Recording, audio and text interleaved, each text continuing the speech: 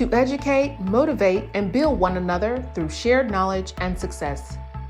This is Young and Successful, and these are your hosts, Jay Chukwi, Kenny Awashika, and PJ Luminan.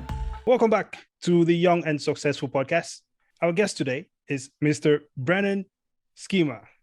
Brennan is a student at the University of Michigan, a finance major student at the University of Michigan. He's also a fellow podcast host. He hosts the Financial Friends podcast.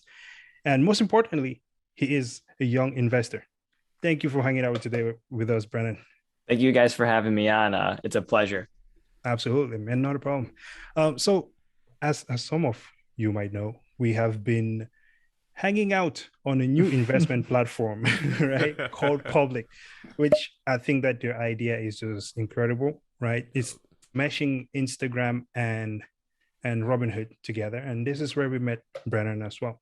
Now, Brennan, just give us a little bit of info about you, a little bit of background, a little bit about what you do and how did you get into investing? So, to go back a bit further, I was a hockey player from the time I was young up until just about a year and a half ago or so. And that was really my life. I was focused on working out, becoming a better player, training, and I never really looked anywhere else. I was very linear, very focused on just hockey.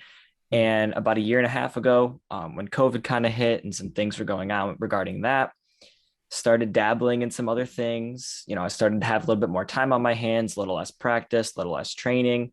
And my mindset sort of shifted from one of this is what I'm going to do for the rest of my life to let me explore some other options, and kind of landed on finance by accident. Was looking for somewhere to place some money. Didn't really know, went to YouTube, found out about investing in the stock market, ended up signing up for a SoFi account, and the rest is kind of history. I just started investing, learning a little bit more from there, and now we're here. I mean, it's because usually I think what really stands out here, especially, is the fact that you're starting investing at a much younger age than most people are, right? During this period of time, most people, for me as well, I did not really get into investing. But actually, let me not say for me as well, because I did not get into investing for other reasons. Transaction fees were too high. But most people, right? Exactly. The commissions were too much. But for most people in this age range, right, they're thinking about other things, not investing. Why was that for you something that struck your interest? I have always been very goal focused, very analytical, and I like to track what I'm doing. So if there's not a goal or a way to track my progress, I'm probably not going to do it. And I think that was I was looking for something to dabble in where I could really do that. And investing kind of fell, like I said, right into my lap. It was something where I knew I needed to start to work and make a bit of money. I had a girlfriend, things are becoming more expensive, have to go out, go on dates, things like that. So I'm like, where can I make some money? And when I started to DoorDash, that was when I finally had money. I was able to see like, hey, this is investing. Like I can track this. I can watch it on my phone. I can watch the stock market. I can watch my money grow. And we all know during the past year and a half, that's all we've done is watch our money grow.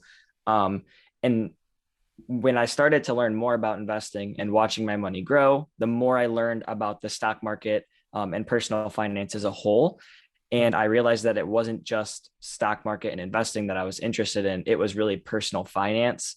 And I switched 100% from, like I said, hockey and very just like, that's what I'm going to do. So like, let me pay a little bit more attention to this, because not only is it a passion and a side hobby, but it's something that's going to be important for the rest of my life.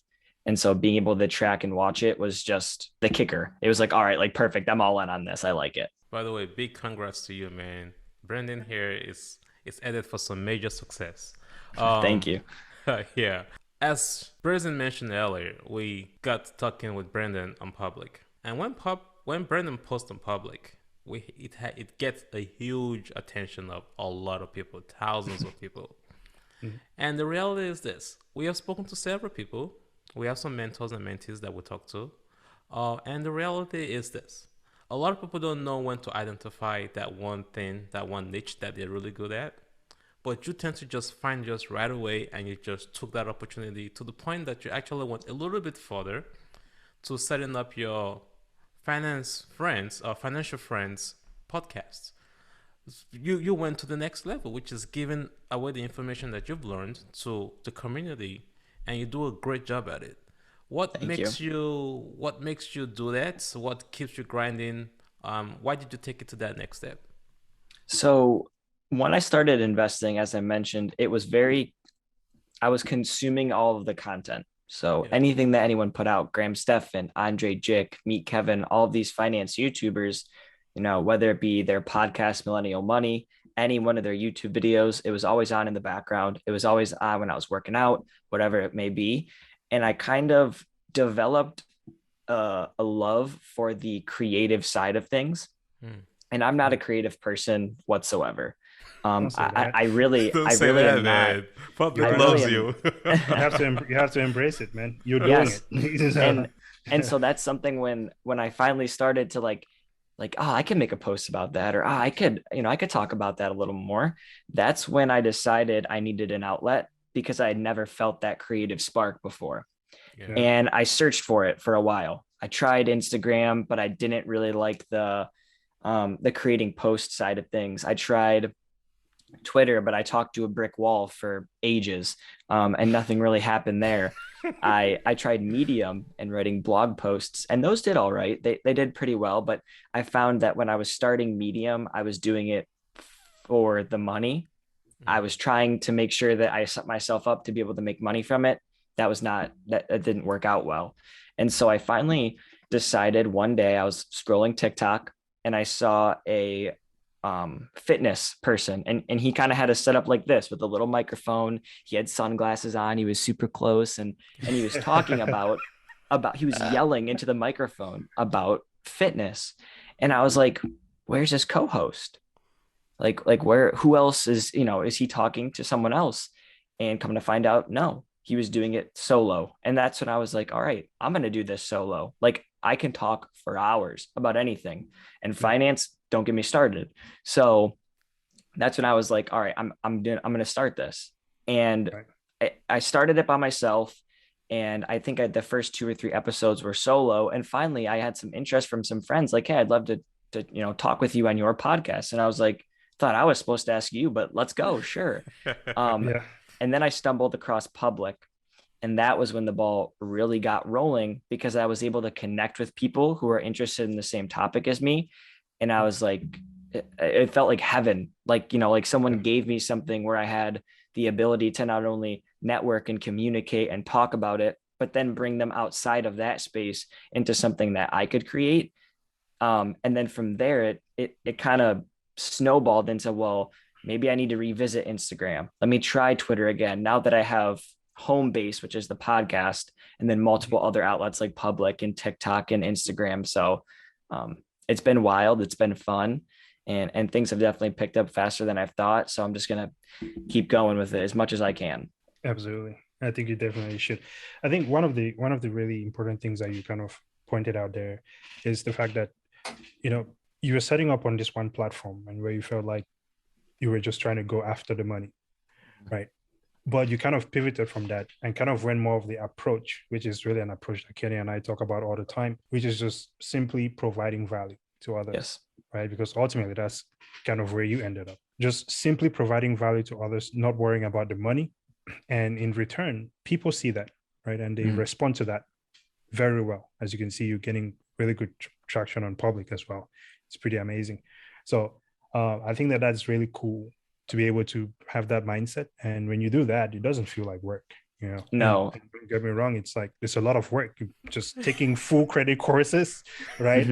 and doing a podcast, and of course investing. And not only investing, you're also researching all this information, right? Outside of studying for school and dishing it out to others. We've kind of gone through it, especially like through the last year. Kenny and I it's been non-stop learning. It's like we're reading all the time, right? And to be doing that on top of your schoolwork, that's really impressive stuff there. So I appreciate that. I kind of found exactly what you were talking about in providing value to others. I watch Ali Abdal on YouTube. He's a doctor from the UK, but he's productivity focused. And then he also kind of does some creator things on the side, like how to become a creator. And I never thought of myself as a creator before, but when he said provide value, to others for free, and eventually they will pay you for that. That's when I was kind of like, gosh, like I want to provide that value for free, but I also finally found the passion in being able to teach others about it, because I knew that there was a stigma that it was difficult and hard. And I kind of wanted to erase that because I had just got it. And that's why I like to brand myself as well, still as a beginner, as someone who's learning, because when you find that relatability, that's when it becomes a much easier conversation, rather than you speaking like you're above somebody. Yeah. To the point. That was really good. That was really good. Yeah. Thank you. So, this kind of leads to the question that Brazen was asking about earlier, which is the mindset topic. And I think we've been repeating this over and over with every single interview that we've been having. We've been realizing that it's a mindset thing, not just the fact that life sucks. But if life sucks and it gives you lime, you make lemon juice out of it or something like that. Lemons, they make lemonade. So. But yeah, because you didn't give up. We've been through the points of just having one follower and no followers at all for like a whole month. I mean, you just mentioned you were on Twitter for a while, talking to the wall, but you just kept going. Tell us a little bit about that difficult aspect of the journey, because right now you can kind of maybe smile, and I know you're not relaxing a little bit, because before you know it, Graham Stephan is gonna be looking at his shoulder like, man, Brendan is right here. Yeah, you're gonna be competition. You're gonna be giving some hot flavor. So yeah, tell us a little bit about that mindset that keeps you going, after Graham. I think that it's kind of always been something that's been instilled in me through hockey. When I was first trying to crack into those higher levels of hockey, I was continuously told no, like you're not good enough. And I stuck with it. But it ultimately comes down to whatever you're trying to pursue. If you're truly passionate about it, you will break through no matter what. But whatever it is, someone, whether it be a person, a mindset, whatever, is trying to keep you from that. And if you can just pursue and push through, you're going to be able to do great things. And I think that ultimately, being so passionate and so motivated to learn and not have that outlet, it ultimately wasn't an option. Like I needed some way to talk about it because my girlfriend, mom, and dad were getting sick of hearing about it. So I was going to continue to push things out, whether it was Twitter to a brick wall, whether it was, Medium posts, even though I was doing it for the wrong reasons. I think it was ultimately just me searching for, let me find something where I can get some traction. And from there, I'll go. And when I landed on Public, I got the compose feature unlocked. Didn't really use it. I made one post, got a couple hundred views, made another post, and their algorithm was very forgiving in that I think new creators are able to get to that top trending page. And when I first saw wow, I think it was 20,000 people saw this, I was just going to post again. And when I did that, that's when Chris, whose username on there is CTS Shah, he reached out to me. And that was the spark, because he kind of was like the noise, a little bird in my ear, like, you got to keep going. If you like this, keep doing it, keep pushing.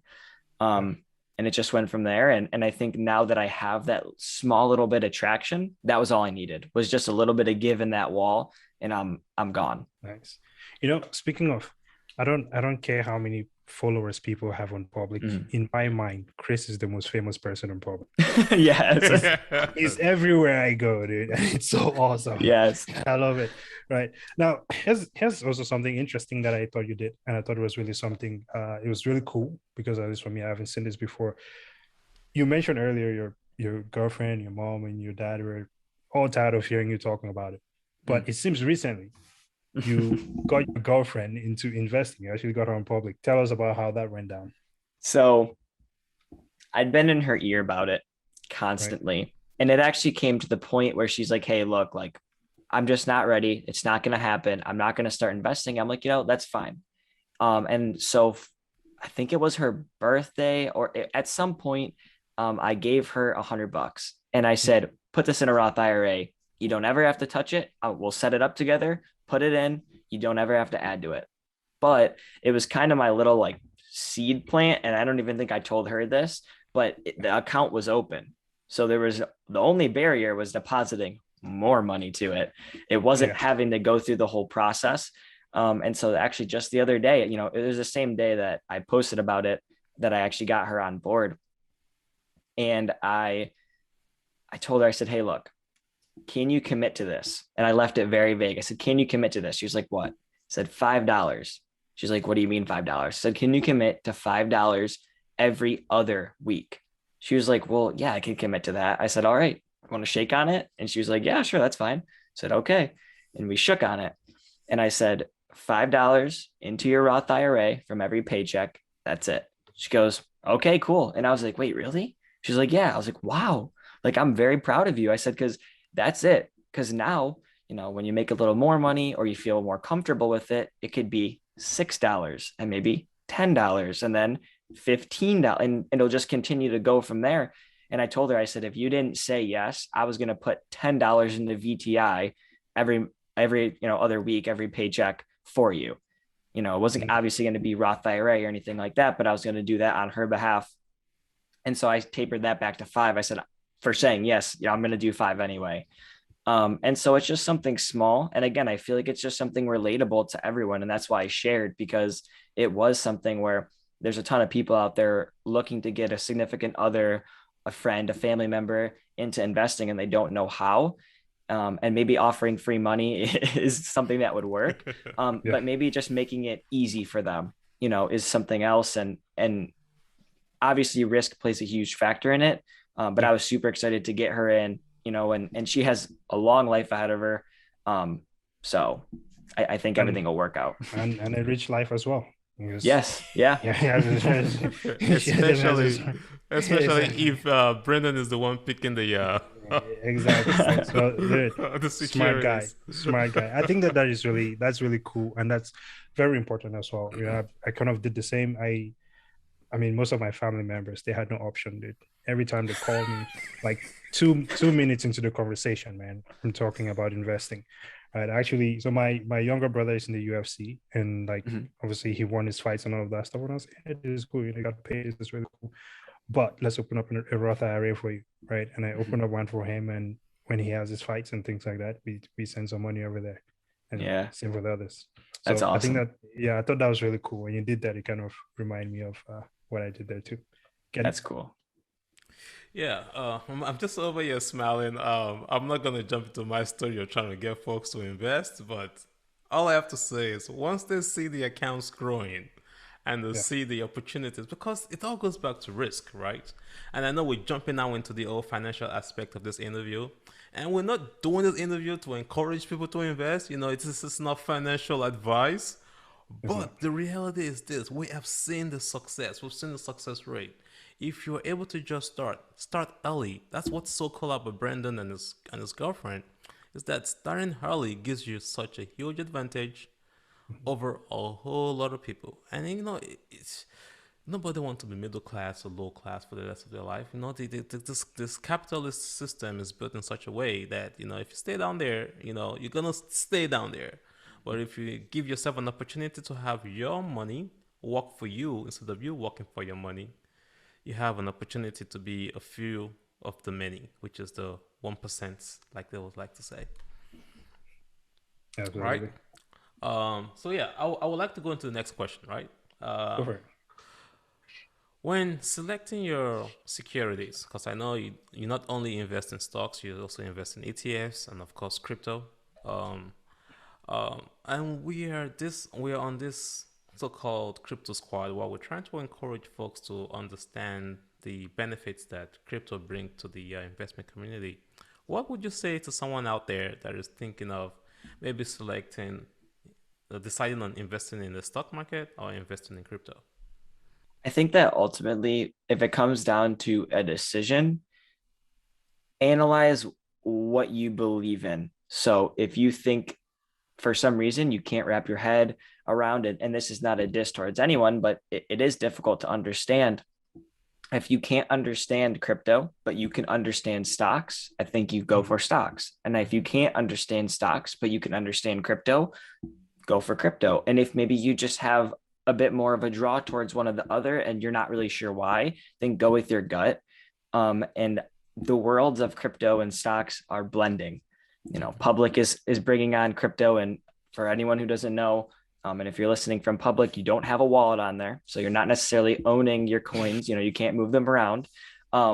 However, blending those worlds together is making it so much easier for so many people to say, oh, Cardano or Bitcoin or Ethereum, I'm just going to buy some. I'm going to try it. And I think ultimately, whether you pick crypto or you pick stocks, try the other one. We, like you guys mentioned, we live in a world now where you can swipe up or log in or whatever, and boom, you have it, you own it.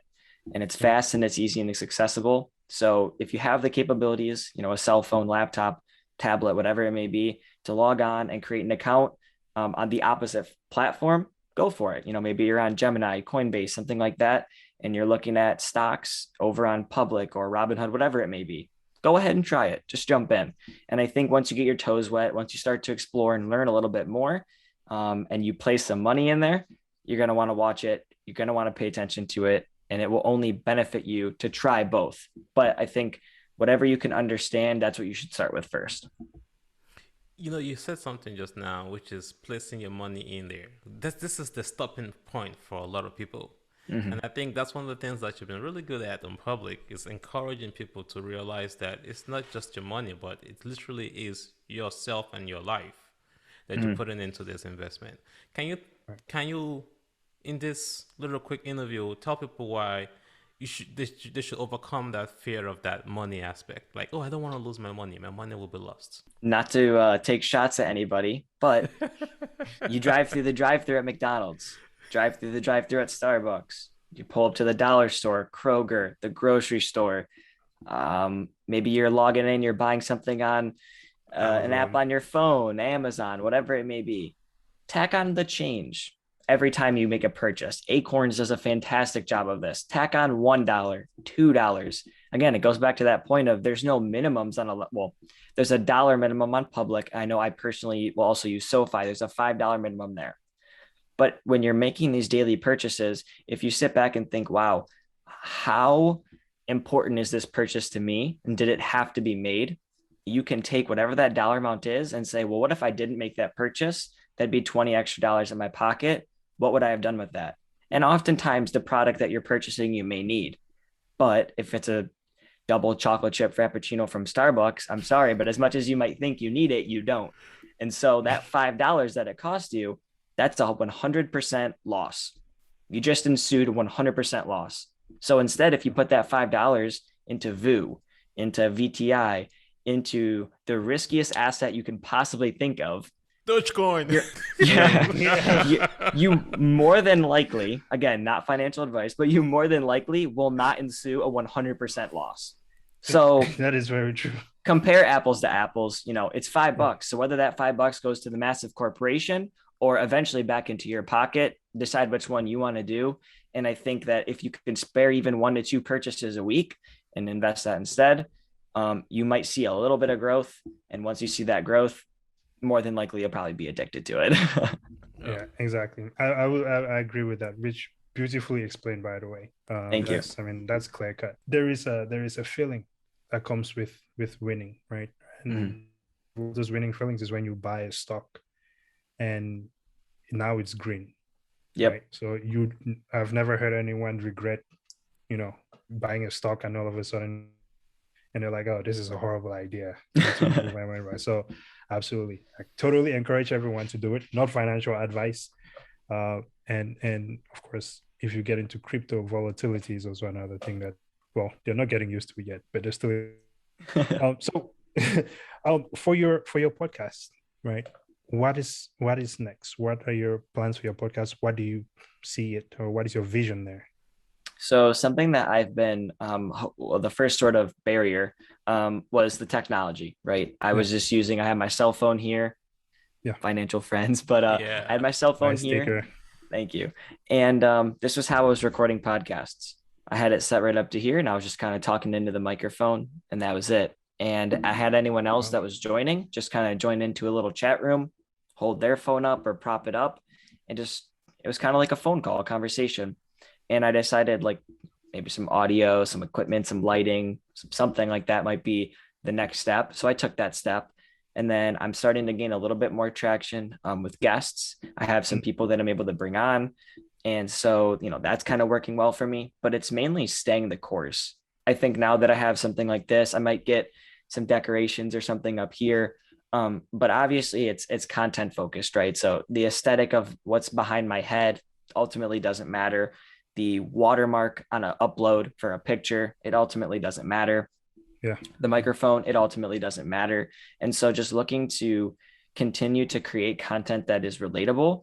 And I kind of had this 1 year timeline in my head. I know 1 year is kind of like the general timeline, but I shifted from that 1 year to let's look at about 3.5 years down the road when I finish school. Maybe it's 3, maybe it's 4 years, whatever it may be, but let's kind of focus then, because that's when I'll be moving from the stability of living with my parents and having some things covered and cost covered to sort of quote unquote the real world. And that's when I want to kind of reevaluate, like, okay, is this something that I can continue to do, or for some reason have I lost my drive to do it? And if I ever lose that drive and I'm not able to give people information in a way that is beneficial to me and to them, I think that's when I'll make that decision to maybe step away or switch something up or change something up. But for now, it's so much fun. So just putting my head down and going and just continuing to work at it as much as possible, because a lot of people will say, oh, your 20s, it's when you should enjoy life, right? You're young, you're fit, go live. And I 100% agree with them. It's something that I've talked about with a lot of my friends is this, where's the balance? But I have a true passion and enjoyment for working and putting in work that will pay off later. And so I'm going to continue to do that as well. And just go, I put my head down and go. That's the plan. Incredible. I would say, there's that, you said something there, there's that saying that, you should enjoy life in your 20s. Mm-hmm. I disagree with that statement at this point, right? And I have my reasons for it, and I can expand on it when we come onto your podcast. So sounds great. If you I'm looking forward to it. I'll tell you exactly why I disagree with that statement. I think in your 20s you should not be enjoying life. So, but there is that. Graham Stephan did not enjoy life either. That's one of the people that I look up to. Yeah. There you go. You're already hitting on it, right? Mm-hmm. So yeah, you should be working. Mm-hmm. I agree. We'll talk about it on your podcast. Okay, Kenny. I'm like all smiles here because I've been through that journey, and I could say that success factor of putting in work in your 20s, it's a huge advantage. I don't like to compare myself to people, but I mean, if some things have gone as planned, I will probably be in a much more, but yeah, that's gonna be for your show. It's gone great. It's gone great, sir. It's going great. I'm super grateful for my current position. Oh yeah, that's major right there. I am super happy for you. And this is part of what Young and Successful does in terms of mentoring other people, is that we want folks to see folks like you doing what you do at your age, so that people realize that, wow, I could be doing this as well. I mean, they don't necessarily have to be a YouTuber or a podcaster, but the fact that certain ages in your life are critical for they require that you take certain actions so that it repays you back up when you're much older. And I can say I've benefited a lot from that. I haven't started investing in my 20s as well, but portfolio's not looking too bad. Looking sharp. She's looking hefty. It looks like an earthquake. Yeah, that's how much don't tell the rest of the world what's going on. Nah, man, I'm just kidding, man. Carry on. Oh yeah, so yeah, Brendan, keep on the good work. And thank you. You just did a great explanation earlier, and folks, if you haven't seen Brendan's channel, go check it out. Definitely. It breaks it down in such a wonderful way that you're like, oh, okay, what am I waiting for? Let's get started. Yeah. So the next question here is a little tricky, but it's not tricky at all. We know that life comes with its challenges, right? Mm-hmm. And for some folks, it's just easy. You just believe challenge is part of life, and they just get going. But for you, tell us a little bit about what has been the toughest. Oh, I want to quit situation, and now you kept on going, and so on and so forth. I think ultimately making this jump was a big challenge for me, because like I mentioned, for so long I was a hockey player. That was my personal identity.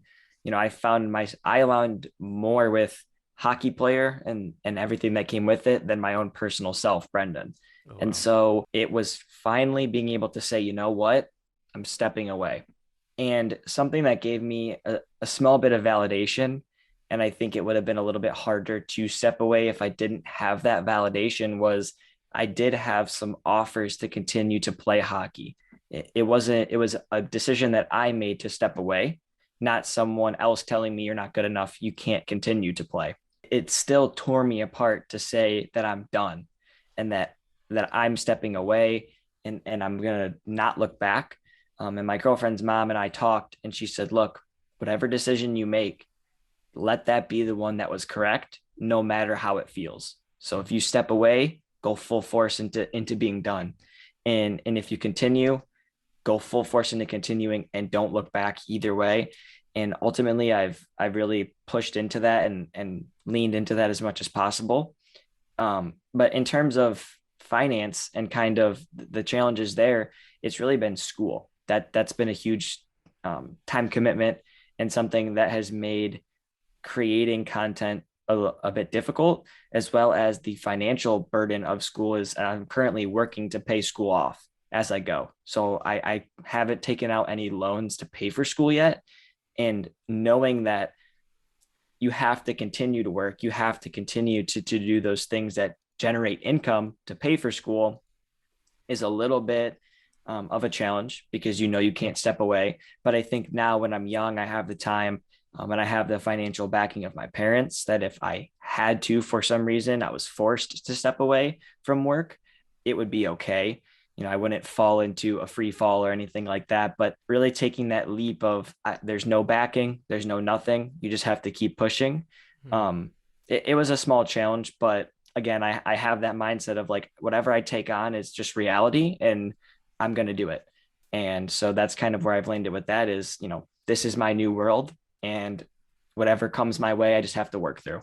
But I really think that it just been keep pushing, keep going. Yeah, so literally, success is not like giving up. Success Mhm. is Yeah. you just keep going. Because I would not think that you gave up on hockey. I think what you did was you took your goal and your vision in life, and you adapted. Mhm. And you said, you know what? COVID is the current situation right now. It's opened my eyes to other opportunities, and then when you saw it, you just moved along with it. Shay, was that am I right in those Yeah. terms? No, absolutely. I think that as it's no matter in whatever situation that you find yourself in, right? I think ultimately it's about just adapting Yeah. Mhm. and overcoming the situation. I think the Marines also say something like that, right? Hmm. Adapt and overcome. And it's for me, man, it's the mindset, right? Just speaking to you continuously here, it's the mindset. It's consistent. And that's Mhm. why it always makes me feel really happy and it makes me feel good really to speak to people like yourself, because I can kind of see, because for me I've not always kind of been like that person who's been pushing my hardest, but Mhm. when that transition happened and stuff like that, yeah, I can see the mindset there, and it's an incredible thing. So that's pretty cool. Thank you. Definitely. I think some people find it a little bit weird or cringy or whatever you Yeah. want to call it. That there's those videos on TikTok of like whether it be a podcast and they put music behind it, Yeah. or a speech that someone's making and they put music behind it. But those motivational videos, there's some nuggets of information in there. And one Yeah. that really spoke to me was Kevin Hart, and he said, I understand that you might be depressed, and I understand that there might be circumstances outside of your control, but the reality of the situation is the sun goes down and it comes back up the next morning, and there is nothing that you can do to stop it. This And is true. it's not necessarily disregarding people's maybe a mental illness or a physical disability or whatever it may be, because those are real things. And I don't want to disregard them, but ultimately that is the truth. The sun does go down and it does come up the next day. And so whether that you can take that as, what, I need to push what happened yesterday aside and work on today, or unfortunately, I can't remove those things that happened in the past and I have to just deal with them. And it's kind of the way it is. You That is just the way hit it is. you just hit a major spot right there. Cause that's quite touchy. I've been through several tough times in my life, and what you just mentioned about those little motivational clips, some of them are an hour long. I have a couple that I have stored in my YouTube playlists. They've gotten me through a lung collapse. They've gotten me through major breakups, business breakups. I mean, being super sick, man. I put those things on and I just listen to them, and they for some reason they have a way of getting me out of the hole and back on track. Yeah. That's amazing. Yeah, and Kevin Hart is one of them too. He got some pretty good ones. It's funny. Yeah, I think, hey, since we're sharing motivational video stories here, I think for me it was also sort of a motivational story thing. I said a few minutes ago that I was not always pushing the hardest. This is like after high school sort of thing. And for me, it kind of started with working out, and it was actually a motivational video. There was this guy, he's called E.T. Yeah. How bad do you want to breathe? Yeah, right? yeah. That was That guy. the first ever motivational video I ever watched. And there was something about that video, dude. I think I was like 20, 22, 23 at the time. There was something about that video that turned on something in my mind that essentially just changed the way everything went from there on. And from that point, it's always been like 1000%. So it could be the smallest thing in the world that sparks it. Yeah, it was that. And yeah, after that, it was just like, holy crap, dude, sit up, sit up. Yeah. And that was pretty cool. So, well, before we close this one out here, Brandon, what would you say is your definition of success? What does that look like for you? I try and stray away from financial success, but it always kind of ties back to that. And it doesn't tie back to how much money you have, but it's really being successful to me is being able to, whether it be through any means, get your time back. There's one thing in the world that continues to tick over and over and over again. It's time. You can never stop it again. Sun goes down, sun comes back up. And so being successful is not having to worry about things outside of doing what you like to do with that time that you're given.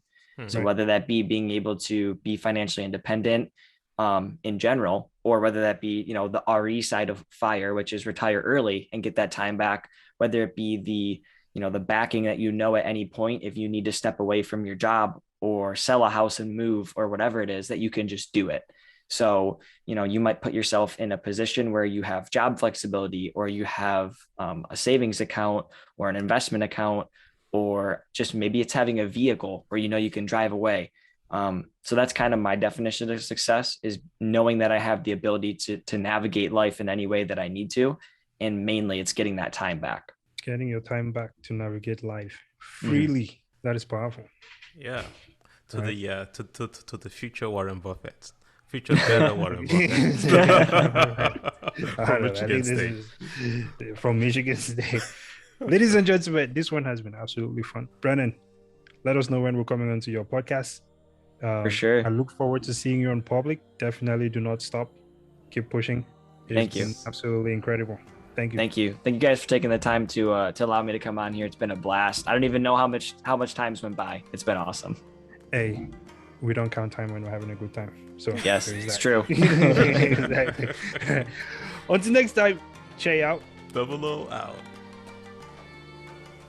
You're supposed to say goodbye, Brandon. No, he just